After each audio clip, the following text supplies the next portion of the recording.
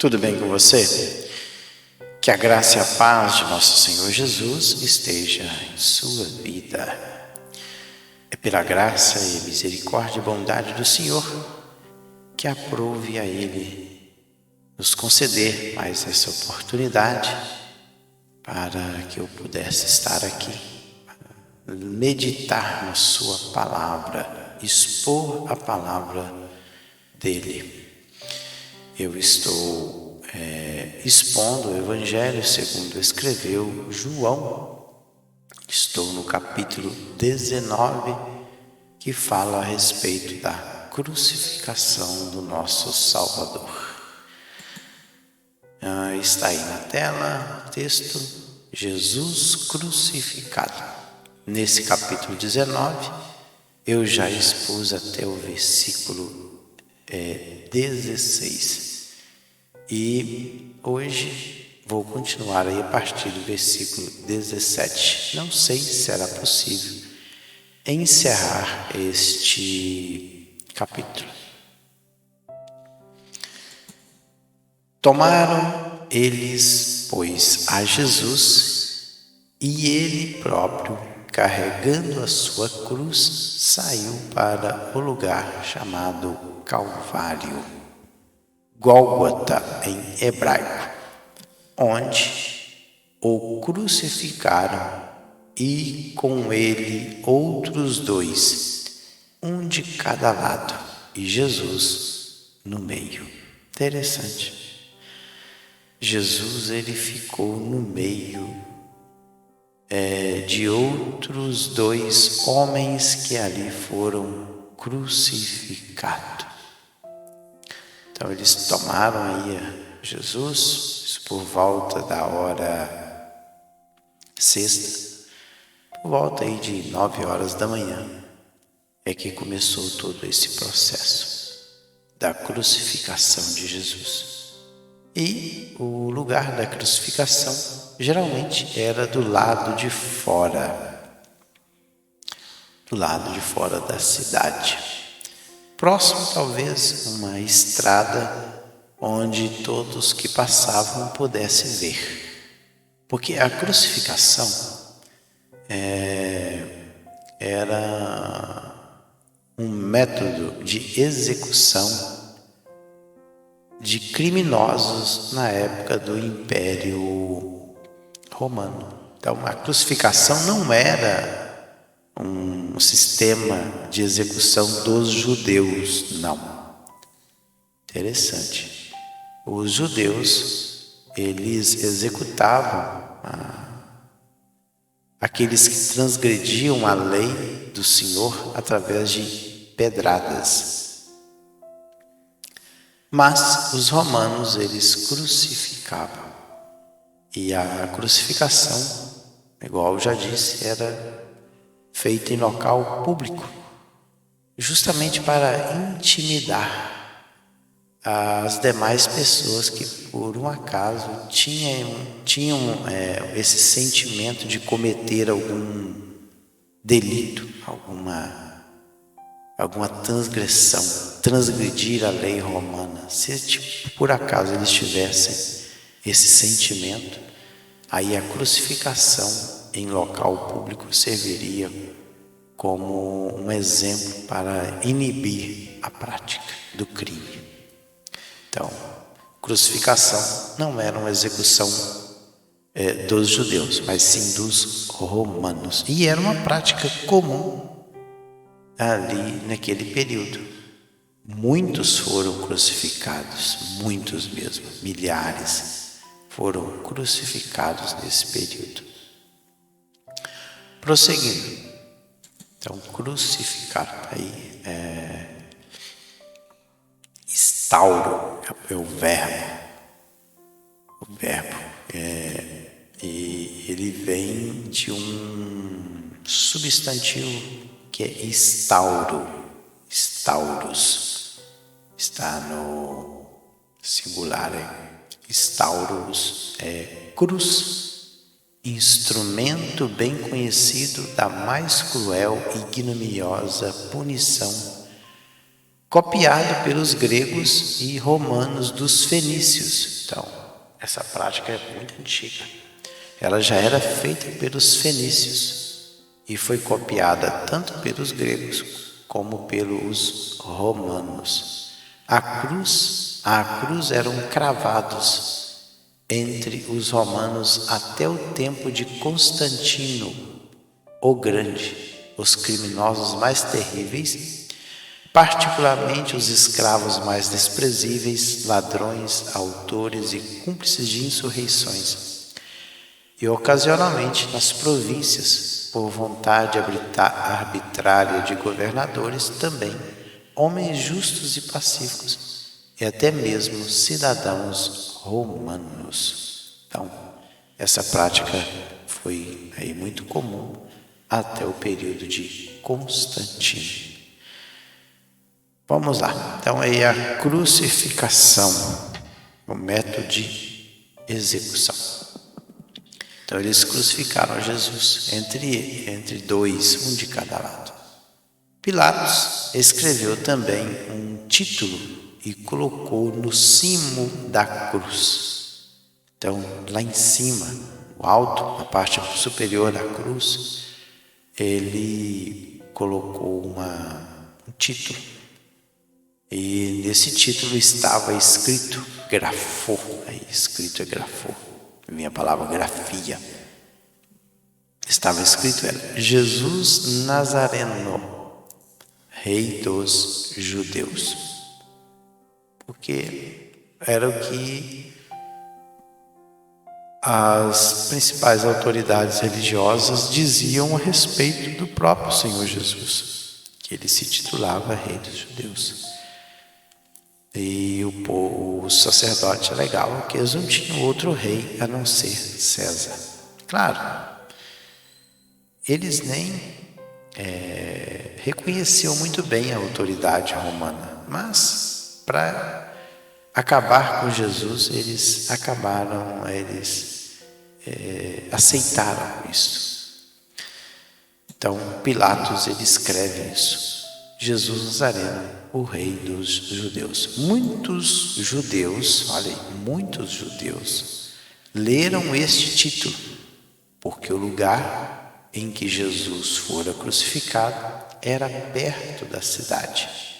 E estava escrito em hebraico, hebraíste, palavra grega, não necessariamente o hebraico como nós temos hoje, mas muito provavelmente o aramaico, porque hebraíste também significa em aramaico, advérbio.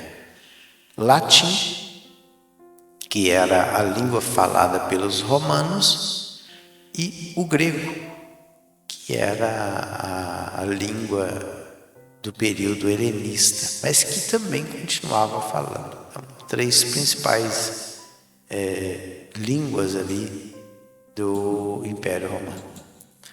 Os principais sacerdotes diziam a Pilatos: não escrevas Rei dos Judeus, e sim que ele disse: sou o Rei dos Judeus. Até porque Pilatos, ele simplesmente, Jesus Nazareno, Rei dos Judeus, ele só intitulou Jesus dessa forma. E os principais sacerdotes não gostaram da ideia de Pilatos. E diz, olha, não escreva dessa forma, mas você tem que escrever que ele dizia que era o Rei dos Judeus. Aí Pilatos respondeu Pilatos: o que escrevi. Problema. 23. O soldado, pois, quando crucificaram Jesus, tomaram-lhe as vestes e fizeram 4 partes para cada soldado, uma parte para cada soldado, uma parte. E pegaram também a túnica. A túnica, porém, era sem costura, toda tecida de alto a baixo. Então, tomaram-lhe as vestes, é a vestimenta mesmo, as vestes de Jesus, e fizeram 4 partes dela. E o que eles fizeram? Lançaram sortes. A túnica, porém, a parte de fora, túnica é chiton, túnica, roupa de baixo, geralmente usado a pele, vestuário, vestimenta. Então, esta túnica aqui é uma vestimenta de dentro.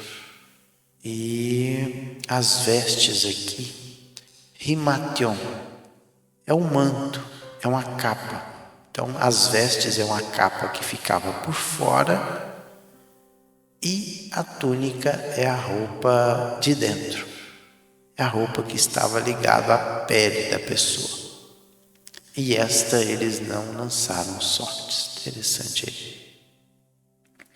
Disseram, pois, uns aos outros: não a rasguemos, mas lancemos sortes sobre ela, para ver a quem caberá, para se cumprir a Escritura. E aí, cumpre-se o Salmo 22:16. Está lá nos Salmos. Vamos lá. O que diz a Escritura? Repartiram entre si as minhas vestes, e sobre a minha túnica lançaram sortes. Assim, pois, o fizeram os soldados.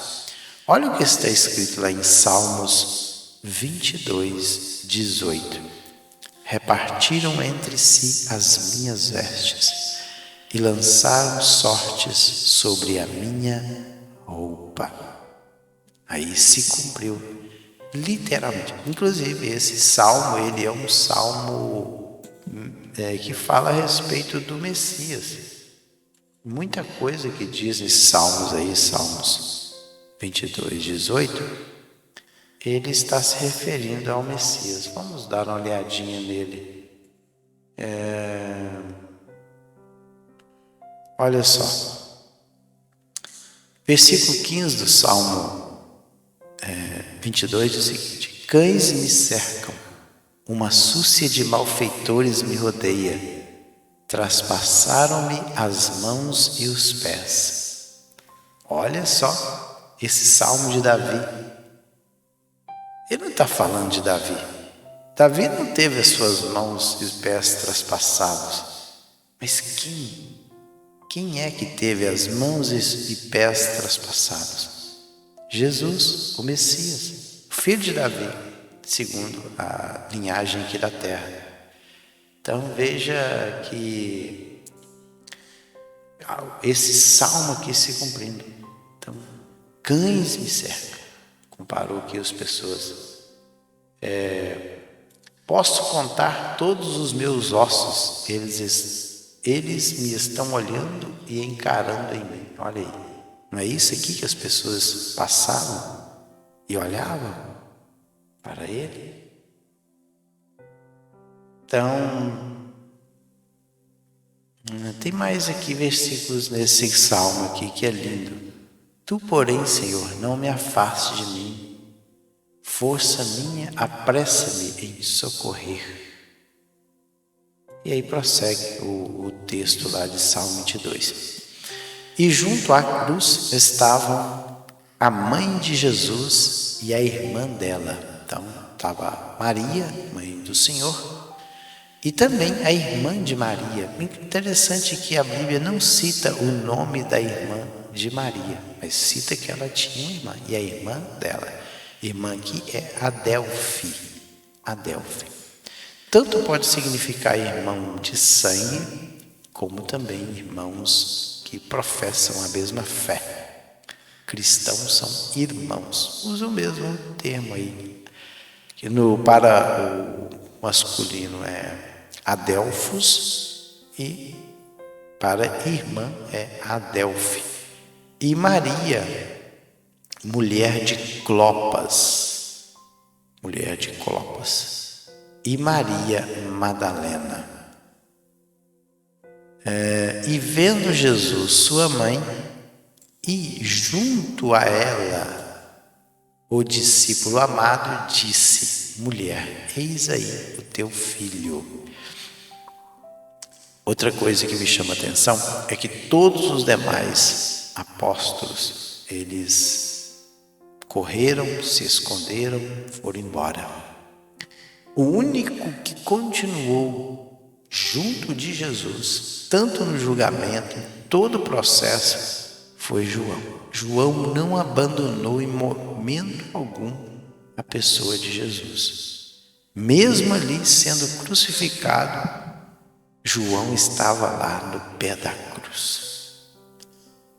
Então veja bem que João, ele amava Jesus de uma forma assim incondicional.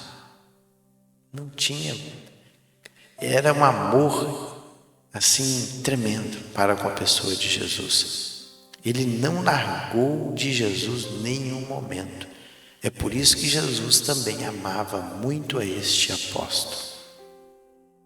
Um entregou Jesus para ser crucificado. Outro negou Jesus 3 vezes, Pedro. Os demais fugiram e se esconderam. Mas João, ele estava aqui. Depois disse ao discípulo, quem? A João: eis aí a tua mãe. Desta hora em diante, a tomou para casa. Eu fico me indagando, por que será que João é que tomou conta da Maria, mãe do Senhor? Provavelmente aqui Maria estava com seus 50, 60 anos de idade, aproximadamente. As mulheres, elas casavam muito jovens ainda, 14, 15, 16 anos. Se logo em seguida ela teve Jesus, então provavelmente aí 15, 16 anos, mas Jesus morreu com 33 anos aproximadamente. Então vamos colocar aí 50 anos, 50 e poucos anos. Jesus era novo ainda, era jovem quando morreu. E Maria também não era tão velha. Maria provavelmente tinha pouco mais de 50 anos. E quem ficou assim responsável de cuidar de Maria foi João. Provavelmente nesse período aqui José já teria falecido. Provavelmente não sabemos aí se José tinha uma idade bem mais superior do que Maria. Tudo que nós afirmarmos aqui, estaremos correndo um sério risco de falar algo que não está nas Escrituras. Dizer que José era muito velho, não sei. A Bíblia não diz que José era velho. Diz somente José. Então, não era tão velho, porque ele andava de um lado para o outro com vigor. Era muito comum também as pessoas morrerem ainda novas. A média de vida é muito baixa naquele período. Não tinha tanto recurso a medicina. Por exemplo, se a pessoa tivesse um rompimento de apêndice, ela morria. Qualquer uma coisa no estômago, um rompimento dentro do estômago, a pessoa morria. Não tem hoje a tecnologia que nós temos. Então as pessoas morriam ainda novas. Depois, vendo Jesus que tudo já estava consumado, para se cumprir a Escritura, disse: tenho sede.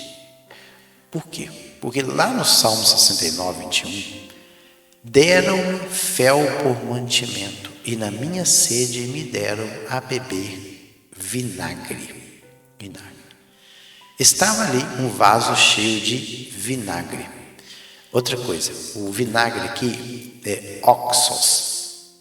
Oxos é uma mistura de vinho azedo, ou vinagre e água, que os soldados romanos estavam acostumados a beber.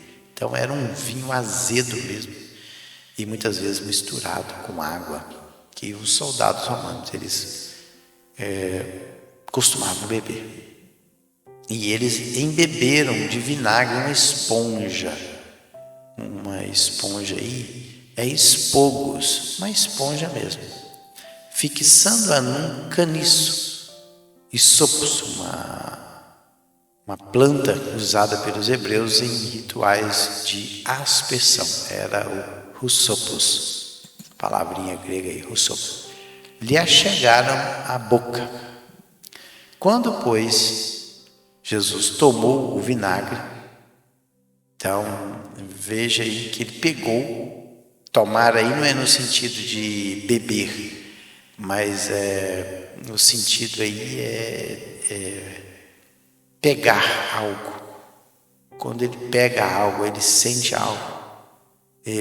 O vinagre diz: está consumado. E inclinando a cabeça, rendeu o espírito. E esta palavra que está consumado é teleo. Em outro texto está feito, né? Tetelestai.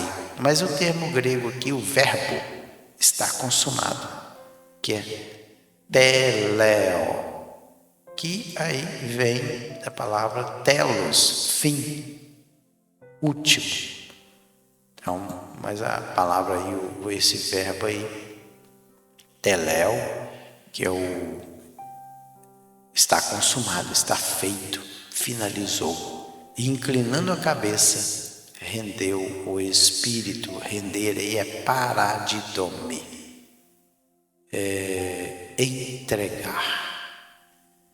entregar, rendeu o espírito, ele entregou o espírito. E espírito é pneuma. Então os judeus, para que no sábado, agora entra os judeus em cena novamente, então os judeus, para que no sábado não ficassem os corpos na cruz, visto como era a preparação, pois era grande o dia daquele sábado, rogaram a Pilatos que se lhes quebrassem as pernas e fossem tirados. Deixa eu ver quantos minutos que eu tenho aqui. 22 minutos. Não sei se vai ser possível terminar este capítulo. Então era comum, para apressar a morte dos condenados, eles quebravam as pernas, porque a pessoa ficava ali, mesmo crucificado, ele ficava apoiado ali sobre as pernas e os braços estendidos com as mãos cravadas. Então quando quebrava as pernas, os condenados perdiam a sustentação, o apoio, e aí eles esticavam, e isso acabava asfixiando, a pessoa morria por asfixia, porque comprimia todo o corpo. Então o diafragma aqui, ele perdia essa elasticidade, essa capacidade de respirar, então a pessoa morria logo de imediato. Então os judeus, para que os corpos, interessante, não ficassem ali na cruz expostos, porque 6 horas da tarde já começava o Shabat. Então eles fizeram isso, pediram que as pernas dos condenados fossem quebradas. Os soldados foram e quebraram as pernas ao primeiro e ao outro. Interessante, outra coisa que me chama a atenção é que o soldado quebra a perna de um lado e do outro. Pela lógica, deveria quebrar do primeiro. Jesus estava no meio, lembra disso, está escrito lá. Deveria quebrar do primeiro, do segundo, que era Jesus, e do terceiro, que estava na ponta. Mas o soldado quebra dos dois da ponta, o da direita e o da esquerda, mas o do meio não, deixa por último. Chegando, porém, a Jesus, como vissem que já estava morto, não lhe quebraram as pernas. Interessante, não quebraram as pernas, mas um dos soldados lhe abriu o lado com uma lança e logo saiu sangue e água. Uma coisa que me chama a atenção é um texto que está na epístola de João, capítulo 1, capítulo 5, verso 6. Primeira epístola de João, capítulo 5, versículo 5. Este é aquele que veio por água e sangue, isto é, Jesus Cristo, não só por água, mas por água e sangue. E o Espírito é o que testifica, porque o Espírito é a verdade. Então, por isso, talvez jorrou sangue e água, que Jesus veio por meio desses dois elementos, sangue e água. Outra coisa, olha, aquele que isto viu testificou, sendo verdadeiro seu testemunho, e ele sabe que diz a verdade, para que também vós creais. Porque o próprio João, que escreveu lá na sua epístola, é que estava diante da cruz e viu. Aquele que isto viu, testificou. E testificar aqui é marturel, o verbo grego aí. Então, ele viu, ele estava lá. E isto aconteceu, olha aí, para se cumprir a Escritura: nenhum dos seus ossos será quebrado. Isso está o quê? Lá em Salmos 34, 22. Ele lhe guarda todos os meus ossos, nenhum deles se quebra. Salmo 34, 20.